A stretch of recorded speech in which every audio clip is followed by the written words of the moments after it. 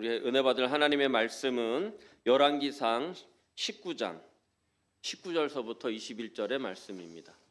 열왕기상 19장 19절에서 21절에 있는 말씀, 우리 다 찾으신 줄 믿고 한 목소리로 합독하도록 하겠습니다. 제가 가진 성경은 구약 549페이지에 있습니다.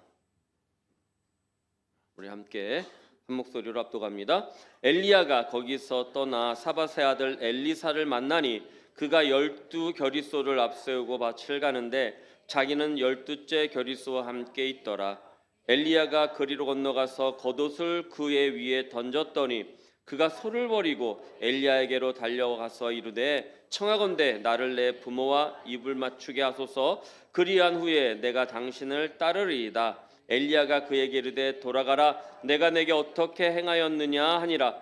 엘리사가 그를 떠나 돌아가서 한 겨리소를 가져다가 잡고 소의 기구를 불살라 그 고기를 삶아 백성에게 주어 먹게 하고 일어나 엘리야를 따르며 수종 들었더라. 아멘. 오늘 은혜 받을 하나님 말씀의 제목이 은혜의 몇 단계라고요? 3단계. 그 은혜를 단계로 꼭 나눠야 되겠느냐라고 말하신다면 굳이 안 나눠도 되겠습니다 라고 말씀을 드리겠지만, 말씀을 묵상하다 보니 은혜에 그렇게 단계가 있더라는 것이죠. 그래서 편의상 임의상 제가 이렇게 은혜에는 3단계가 있다 이렇게 나눠놨습니다. 그러니까 여러분들이 오해는 하지 마시고 은혜로 들어주시기를 바랍니다. 우리가 제일 좋아하는 단어가 뭐예요? 역시 눈치가 빠르십니다. 은혜예요. 은혜. 그 다음에 축복. 그렇죠? 축복, 은혜.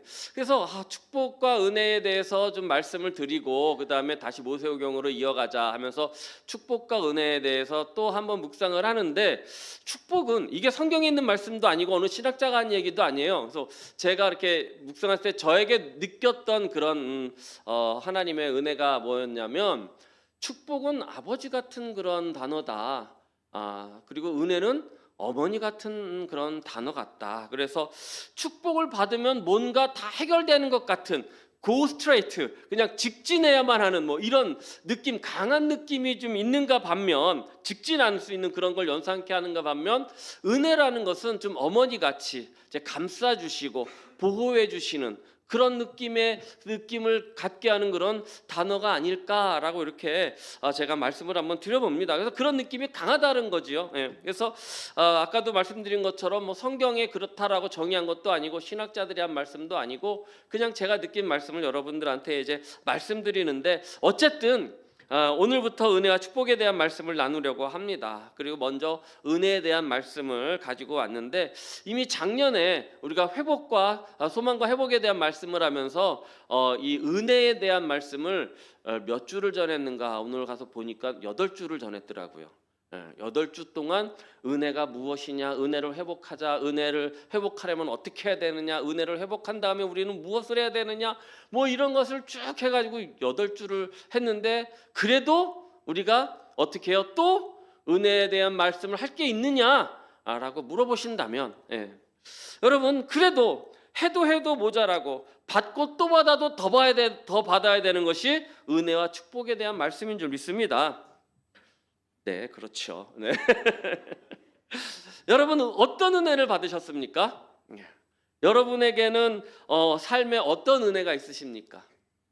많은 은혜가 있겠지만 오늘 본문 등장하는 엘리사도 보니까 많은 은혜를 받은 그런 사람이더라는 겁니다. 시골의 농부였던, 소를 몰고 밭을 갈았던 엘리사가 어떻게 됐습니까? 위대한 하나님의 선지자로 변화받는 그러한 역사가 있었다라는 것입니다. 짧은 글이지만 이 속에는 평범한 한 사람이 역사에 길이 남는 주의 종으로 부름받는, 컬링되는 그러한 사건이 그렇게 기록되어 있다, 선명하게 나타났다라는 것입니다. 그래서 우리는 오늘 본문을 통해서 엘리사에게 임한 그 은혜를 우리가 살펴보면서 은혜의 단계가 무엇이 있는가를 한번 보자라는 것이죠. 그래서 나는 도대체 어디 단계의 은혜가 있는가, 나는 어디에 머물러 있는가, 그래서 나는 더 나가야겠구나, 그렇게 더 발전시켜야겠구나, 이렇게 한번 느껴보는 시간이 되시기를 축원을 드립니다.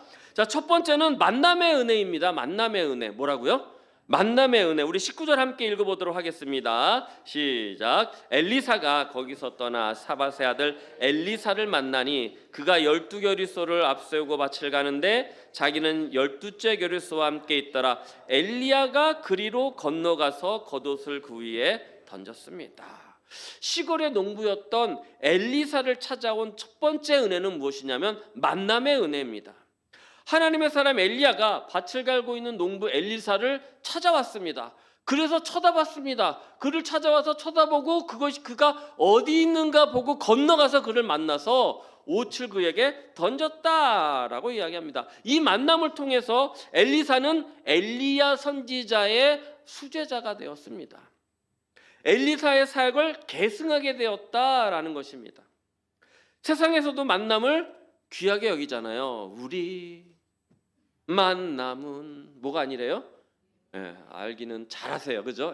우연이 아니라고 말을 해요. 그렇게 귀하게 여기는데 우리가 믿음 안에서 만나는 은혜도 그것보다 더 귀한 은혜인 줄 믿습니다. 자, 아멘 하셨으니 한번 옆 사람을 한번 바라봐 주세요. 저 사람이 정말 나한테 은혜가 되는 사람인가? 나와 귀한 만남인가? 소중한 만남인가? 인 줄 믿습니다. 그래요. 여러분, 엘리사는 뜻밖에도 엘리야 선지자를 만남으로써 자신의 인생의 가장 중요한 터닝 포인트, 전환점을 만나게 되더라는 것입니다. 사실 위대한 선지자를 만나게 된 건 엘리사 입장에서는 뭐예요? 생각할 겨를도 없었던, 전혀 의도치 않은 그러한 사건이었다라는 것입니다. 다시 말해서 엘리사가 만나고 싶어서 만난 게 아니라는 겁니다. 나는 평범한 일상처럼 소를 데리고 와서 밭을 갈고 있어서요. 그래서 여기 12겨리소라고 나오는데 한 겨리는 2마리의 소를 이야기합니다. 그래서 12겨리소는 24마리의 소를 끌고 나왔다라는 건데 농사가 얼마나 컸으면 소가 24마리가 나와서 밭을 가라 했는가. 그것도 돌아가면서 한 것도 아니고 그는 마지막 12겨리소에 가서 서서 그거를 끌었다라고 이야기를 하는데 뭐 요즘 이스라엘에 있는 키부츠 집단 농장처럼 이렇게 여럿이 하는 건지 아니면 우리나라처럼 품앗이 하는 건지는 모르겠지만 농사일이 많았다라는 것은 우리가 유추해 볼 수 있더라는 것입니다. 할 일도 많았고 여러분 시골을 살아보셨죠? 시골 살아보시면 얼마나 일이 많은지 모릅니다. 눈만 뜨면요 일이에요. 눈만 뜨면. 그냥 어제 풀을 맸는데 오늘 가면 그 자리에 또 풀이 나 있어요. 근데 그 풀을 맬 수가 없으니까 어제 매든 데 이어서 계속 이어요. 그러면 끝이 나면 또 다시 시작하는 거예요. 그런 게 농사의 일이라는 거죠. 그렇게 그런 일을 하던 사람에게 은혜가 찾아왔어요. 아멘. 만남의 은혜가 있었다라는 것입니다.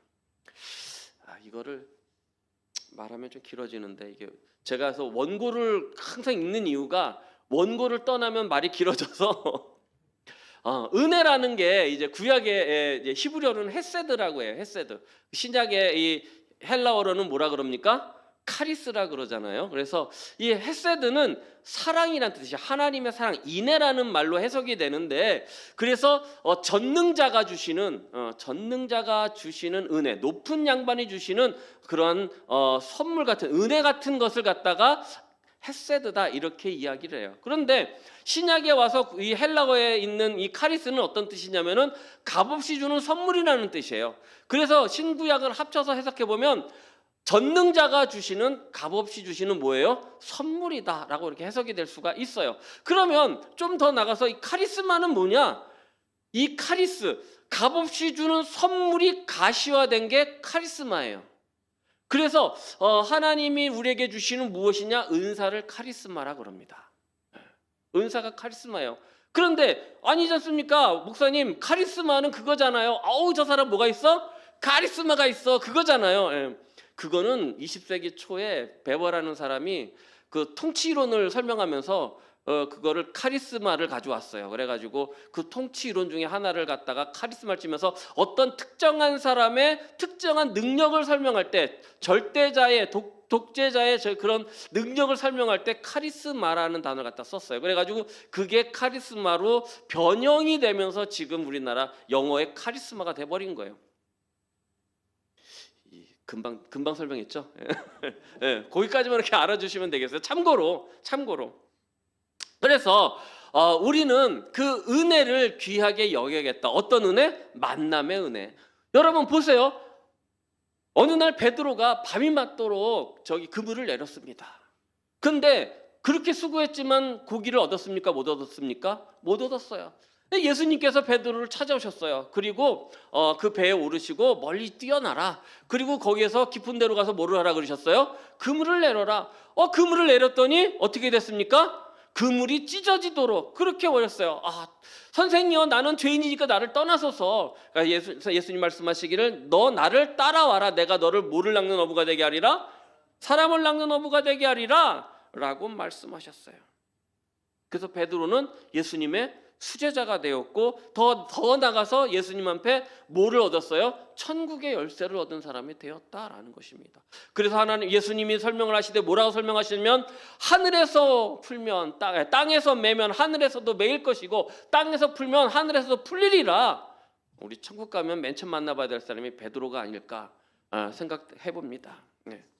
여러분 또 수가성에 우리 마태복음 4장 19절서부터 20절 한번 읽어보도록 하겠습니다. 말씀하시되 나를 따라오라. 내가 너희를 뭐를 낚는? 사람을 낚는 어부가 되게 하리라 하시니 그들이 곧 그물을 버려두고 예수를 따랐어요. 어떻게 했기 때문에? 예수님이 베드로를 만나러 오셨다라는 것입니다. 베드로는 일상을 살고 있었어요. 그냥 그물을 내렸다가 고기가 없으면 그냥 없나 보다. 오늘은 바다가 나에게 고기를 주지 않나 보다. 그리고 집에 들어가면 땡인 그런 일생이었어요. 그러나 예수님이 오셔가지고 만남의 은혜로 말미암아 그가 예수님의 수제자가 되었다. 또 수가성에 여인이 있었죠. 한낮에 우물을 길러 나왔던 여자를 예수님이 만나러 오셨습니다. 일부러 가신 거잖아요. 일부러. 예수님을 찾아온 것이 아니라 예수님이 이 여인을 만나기 위해서 사마리아의 수가성을 지나가신 것입니다. 그리고 그녀는 예수님을 만나고 무엇을 얻었습니까? 구원을 얻습니다. 구원을 얻습니다. 그래서 나도 그 우물물을 먹게 해주시옵소서. 내가 주는 물을 마시는 자마다 영원히 목마르지 아니하리라. 그 배에서 생수의 강이 넘쳐나리라. 이런 말씀을 듣지 않습니까? 여러분 엘리사가 엘리야를 만난 일이 은혜였다면, 베드로가 예수님을 만난 일이 은혜였다면, 수가성 여인이 예수님을 만난 게 은혜였다면 오늘 이 시간 우리가 예수님을 만난 것이 은혜가 되는 줄 믿으시기를 바랍니다. 예수님이 우리를 찾아오셨어요. 우리의 일상에 예수님이 찾아오셨단 말입니다. 예수님은 그 누구에게도 가서 찾아오셔서 문을 두드리신다라는 거예요. 요한계시록 2장에 말씀하시지 않습니까? 볼지어다 내가 문 밖에 서서 두드리노니, 두드리면서 열면 그와 더불어 들어가서 먹고 마시지만 열지 않으면 예수님은 돌아가실 수밖에 없는 거잖아요. 여러분 그것이 은혜의 첫 단계인 줄 믿습니다. 예수님을 만난 것을 감사하시기 바랍니다. 예수님이 나를 찾아오심에 감사하시기 바랍니다. 그 은혜를 여러분 누리시기를 바랍니다. 나에게 그래서 내 인생이 뭐가 됐어요? 전환점이 왔다라는 것입니다. 어떤 전환점이 있었습니까? 죄인에서 의인으로 영 죽을 곳에서 영원한 생명을 받게 되었다라는 것입니다. 그래서 이제는 천국의 백성 하나님의 자녀 왕같은 제사장 할렐루야 그렇게 변화받았다라는 것입니다. 주님의 음성 듣고 마음문을 열어서 주님을 만나시는 여러분들이 되시기를 축원을 드립니다. 혹시 주님을 만나지 못한 분이 계시다면 두 번째는 결단의 단계입니다. 첫 번째는 무슨 단계라고요? 만남의 단계가 있어요. 두 번째는 결단의 단계가 있어요. 예수님을 만났으면 결단해야 됩니다. 어떻게 결단해야 됩니까? 예수를 어떻게 한다고요? 따르겠다. 베드로도 예수님을 따랐습니다. 수가성의 여인도 주님을 만나서 그 생수를 마시기를 원하고 그렇게 따르기를 원했다라는 것입니다. 그래서 그녀는 구원을 받았습니다. 우리도 결단했기 때문에 예수님을 만나고 구원받은 줄 믿습니다. 아유 그냥 뭐 교회 같이 다녀. 그래 좋아 같이 다녀. 그래 뭐 그냥 다 좋은 게 좋은 거야 했으면 우리는 교회는 다니지만 구원에 동참하지 못했을 수도 있다라는 것입니다. 20절 보시겠습니다. 다 같이 시작. 그가 소를 버리고 엘리야에게로 달려가서 이르되 청하건대 나를 내 부모와 입맞추게 하소서. 그리한 후에 내가 당신을 따르리이다. 엘리야가 그에게 이르되 돌아가라. 내가 내게 어떻게 행하였느냐. 내가 내게 어떻게 행하였느냐? 옷을 던지지 않았습니까? 이 옷을 던졌다라는 것입니다. 그러니까 빨리 가서 네 일을 마치고 나케를 어떻게 해라? 돌아와라 라는 그런 말입니다. 시골 청년 엘리사에게 주어진 두 번째 기회는 선택하는 것이었습니다. 선택.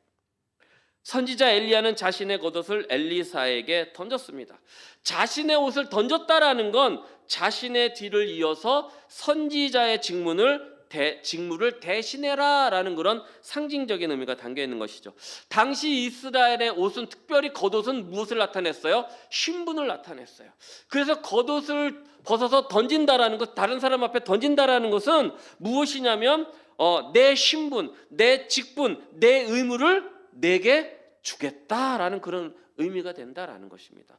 여러분, 그 채색 옷을 입었던 야곱 기억하시죠? 그만큼 그 옷은 중요하더라는 것입니다. 그리고 엘리사도 엘리야의 마음을 읽고 즉각적인 반응을 보입니다. 20절 중간에 뭐라고 말합니까?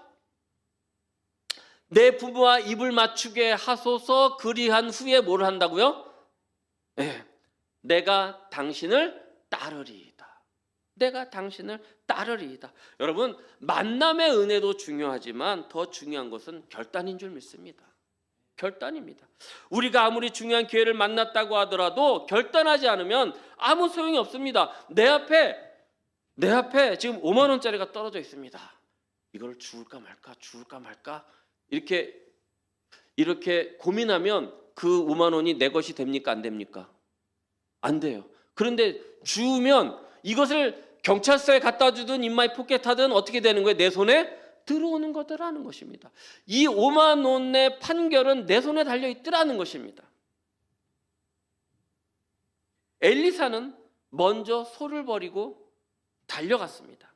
소를 버렸다라는 건 무엇입니까? 내 신분을 버렸다는 것입니다. 나는 더 이상 농부가 아니라는 겁니다. 나는 더 이상 죄인이 아니라는 겁니다. 나는 더 이상 옛사람이 아니라는 겁니다. 나는 더 이상 무엇을 도둑질하는 도적자가 아니라는 겁니다. 혈기를 부리는 혈기방자한 자가 아니라는 겁니다.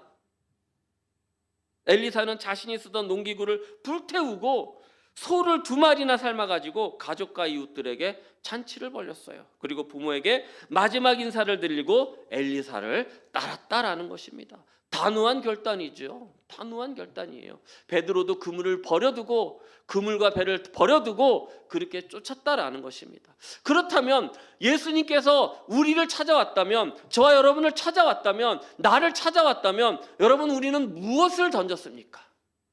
여러분 삶에 무엇을 던지고 주님을 따랐습니까? 여러분, 결단하시기 바랍니다. 결단하시기 바랍니다. 괜히 오늘 수요일날 왔더니 버리라고. 큰일 났네. 뭐를 버려야 되지? 그렇게 생각하지 마시고 여러분의 삶을 버리시기 바랍니다. 옛사람을 버려버리시기 바랍니다. 욕심 부렸던 내 생각을 버리시기 바랍니다. 혈기 부렸던 내 자신을 버리시기 바랍니다. 이 시간 나의 모든 죄된 성품들을 내어 버릴 수 있는 그러한 믿음이 귀한 성도님들이 되시기를 축원을 드립니다. 마태복음 19장에 보면은요, 만남의 은혜를 받았지만 결단하지 못해서 은혜의 기회를 놓쳐버린 사람이 등장합니다. 누굽니까? 바로 부자 청년입니다. 예수님을 만났습니까? 무엇을 해야 구원을 얻겠습니까? 야, 너 가진 것을 다 팔아가지고 가난한 자에게 나눠주고 나를 따라라. 뭐라 그랬습니까? 성경에 가진 것이 많음으로 심히 고민했어요. 그럼 얼마나 좋습니까? 하나님, 저는 가진 것이 없어서 고민할 것도 없습니다. 하나님, 너무 감사합니다. 제 얘기예요.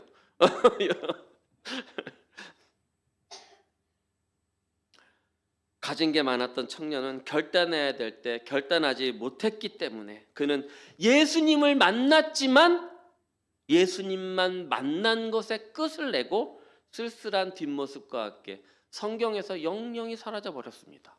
그냥 거기에 한번 등장하고 말았다라는 것입니다. 마태복음 19장 22절 말씀입니다. 그 청년이 재물이 많음으로 이 말씀을 듣고 근심하며 가니라. 여러분, 우리도 예수님을 만난 은혜만 있는 자들이 있다라는 것입니다. 그리고 그 예수님의 그 은혜 안에 동참하지 못한 자들이 있어요. 여러분, 이 안타까운 영혼들을 향하여서 우린 긍휼히 여기고 그들에게 또 그 예수님의 사랑을 전해야 될 줄 믿습니다. 어떤 여자가 자신과 결혼하자라는 남자를 봤어요. 이 사람이 정말 나를 사랑하는 걸까? 이거를 지금 간음을 해봐야 결혼을 할 거 아닙니까? 결혼하자 그랬다고 네 고맙습니다 덥석 물면 안 되잖아요, 그죠? 예. 그래서 이 여자가 조건을 내세웠어요. 매일 밤마다 100일 동안 나를 찾아와서 나를 불러달라. 그러면 내가 유리창을 열고 당신이 온 곳을 100번을 본 뒤에 결혼을 해주겠다. 이렇게 이야기를 했어요. 그래서 이 남자가요, 이제 매일 이제 찾아갑니다. 하루도 빠지지 않고 가가지고 그 집 밑에 있는 그 담벼락에다가 선을 긋습니다. 하나, 둘, 셋, 넷. 긋기 시작해가지고 99번을 그었어요. 비가 오나 눈이 오나 뭐가 불어요? 바람이 불어도 그가 이렇게 왔다라는 거죠. 그래가지고 99째 되는 날 여자가 창문을 열고 딱 보니까 그날도 와가지고 자기를 부르는 거야. 근데 그날은 폭풍이 막 몰아치는데도 그 비를 다 맞아가면서 그냥 그 위에 있는 자기를 바라보면서 누구요? 하고 부르는 그 모습이 너무 갑자기 사랑스러워졌어요. 그래서 이 여자가 뛰쳐내려가가지고 뭐 내일까지 기다릴 필요도 없이 오늘 밤 우리 뭐 합시다? 결혼합시다. 그랬더니 이 남자가 갑자기 당황하면서 그랬답니다. 저는 돈 받고 심부름한 것밖에 없어요. 네. 무슨 말입니까? 100일 동안 찾아오라고 한 이 남자는 자기가 하기 싫어서 결단하지 못해서 남을 시켰더라는 것입니다. 그랬더니 이 여인이 그럼 나를 찾아온 당신과 뭘 한다고요? 결혼하겠다. 그래서 이 사람은 결단은 아니지만 여러분, 결단이 중요하다라는 말씀을 드리려는 겁니다. 결단해야 된다. 결단에 실천이 없는 사람은 은혜 또한 없다라는 것입니다. 우리가 주님을 따르겠다고 말만 하고 온전한 헌신이 없으면 은혜가 없습니다. 실천이 있는 결단에는 은혜가 있는 줄 믿습니다. 이 세상이 줄 수 없는 은혜죠. 주님을 따르기로 결단과 함께 엘리사는 소를 버렸습니다. 기구를 불사른 사람에게만 임하는 은혜가 있다라는 것입니다. 여러분, 이 시간 나의 모든 것을 버린 자들에게만, 그 결단한 자들에게만 주시는 은혜가 있는 줄 믿습니다. 이 은혜를 여러분 소유하시기를 바랍니다.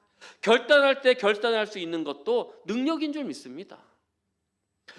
에스더 4장 16절에 보니까 당신은 가서 수산에 있는 유다인들을 다 모으고 나를 위하여 금식하되 밤낮 3일을 먹지도 말고 마시지도 마소서. 나도 나의 시녀와 더불어 이렇게 금식한 후에 규례를 어기고 왕에게 나아가리니 뭐라고요? 죽으면 죽으리이다. 결단하면 생각나는 여인이지요. 바로 죽음의 결단, 왕비 에스더입니다. 죽으면 죽으리라는 결단이 자신과 민족을 살렸습니다. 저와 여러분들에게도 엘리사와 같은 결단, 이 에스더와 같은 결단의 은혜가 임하기를 축원을 드립니다.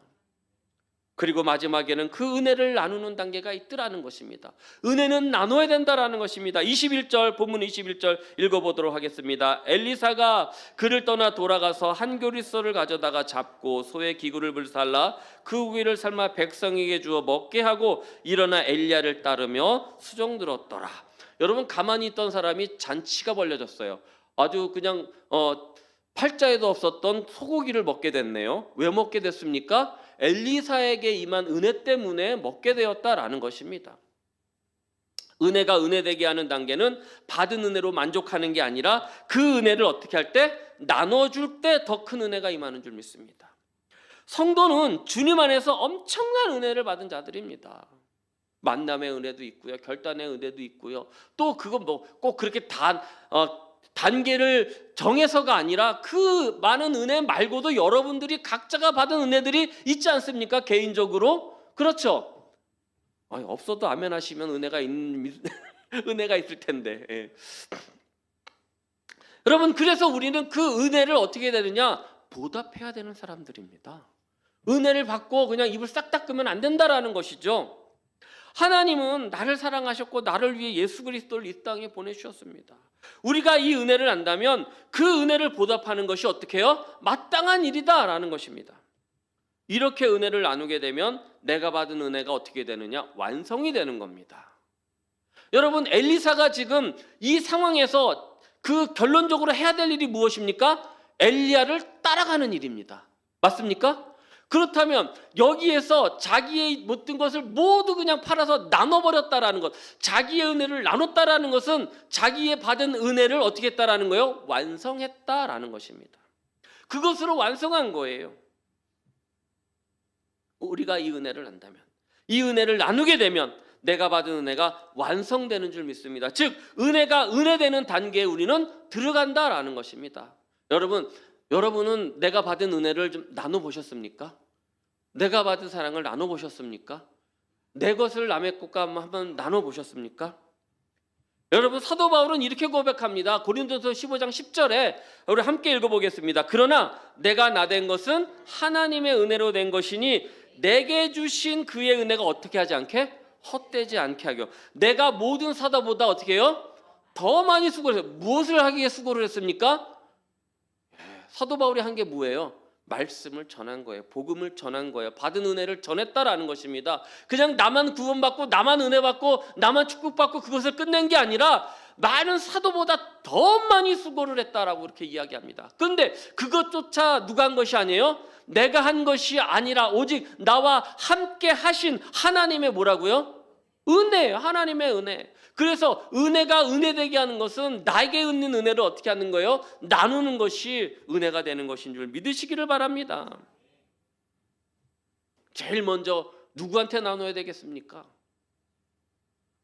누구한테 나눠야 돼요? 사도행전에 가서 보니까 뭐라 그래요?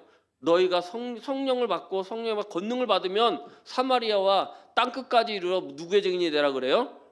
예루살렘과 온 유대와 사마리아와 땅끝까지 이르러 내 가족부터 그 다음에 이웃으로 더 확장해서 전 세계로 이렇게 은혜를 나눠야 된다라는 것입니다.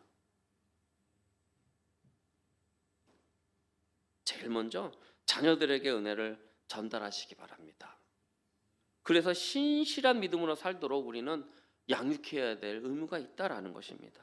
자녀에게 물질이나 권세를 물려주는 것보다 더 중요한 것은 자녀에게 복음의 씨를 잘 심어줘서 정말 신실한 믿음을 열게 하는 것부터가 우리의 책임이고 부모된 자의 도리 있고 은혜 받은 자의 의무인 줄 믿습니다.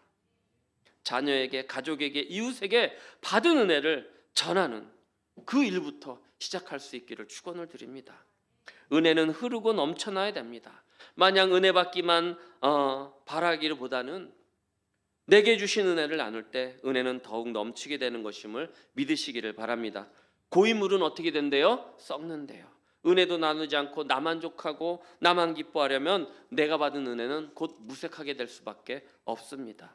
은혜에는 몇 단계가 있다고 그랬어요? 3단계가 있다고 그랬어요. 먼저 만남의 은혜예요. 우리는 부모님도 만나고 형제도 만나고 친구도 만나고 선생님도 만나고 배우자도 만나고 그런 만남조차가 우리가 참 귀하지만 그런데 더 좋은 만남은 이런 만남보다 더 나은 만남은 예수님을 만나는 은혜인 줄 믿습니다. 이 은혜만큼 큰 은혜는 없어요. 혹 아직 주님을 만나지 못한 분이 계시다면 예수님을 꼭 만나시기를 축원합니다. 그 다음은 결단의 은혜예요.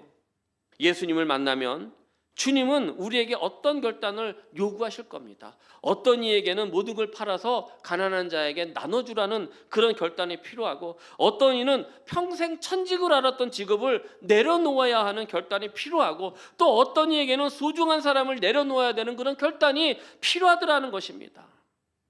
어저께 김벌 선교사님 오셨잖아요. 지방회 때. 비자를 안 내줘서 들어가지 못하는데 그렇다고 지금 거기에 들어가지 못해가 여기 나와 있으니까 생활도 점점 힘들어지고 또 그 자녀가 손주를 얻었잖아요, 그죠? 손주를 얼마 전에 손주를 얻어서 손주 보는 재미도 쏠쏠한데 어떻게 해야 되느냐? 또 니파 바이러스 때문에 지금 뭐 인도가 뭐 어디가 또 이렇게 막 힘들다고 하는데 이거 하나님께서 이제 엎어진 김에 쉬어가라고 반식년이라도 내가 하고 나가야 되는가 걱정이 많으시더라고요.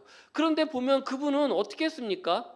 자기의 삶의 모든 것을 그렇게 버리고 또 다시 들어가게 되면 정말 눈에 넣어도 아프지 않을 그 손녀를 또 놔두고 이렇게 가야 되잖아요. 사모님은 못 오셨어요. 그 손녀가 너무 이뻐서. 네. 그렇더라고요. 그런 단계가 와야 되는데 결단이 필요할 때가 오는데 그때 주님을 향한 빠른 결단이 나를 살리는 결단이 될 줄 믿으시기를 바랍니다.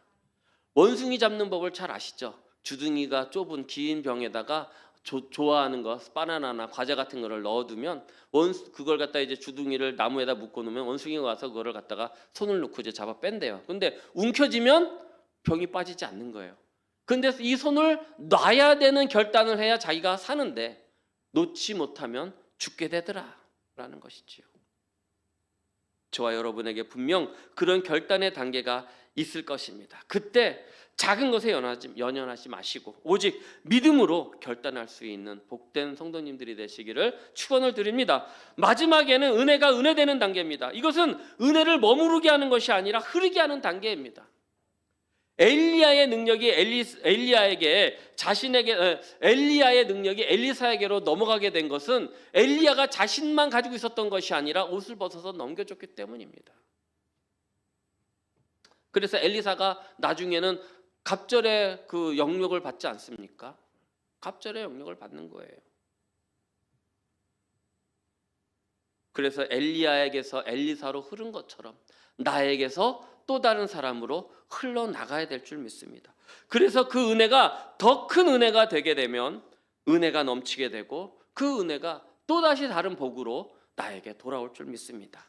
오늘 이 말씀을 받은 우리도 은혜를 은혜되게 하시고 날마다 은혜를 나누면서 내게 온 그 은혜를 넘치게 하시는 복된 성도님들, 또 아름다운 소문이 넘치는 복된 교회가 되기를 주님의 이름으로 축원을 드립니다.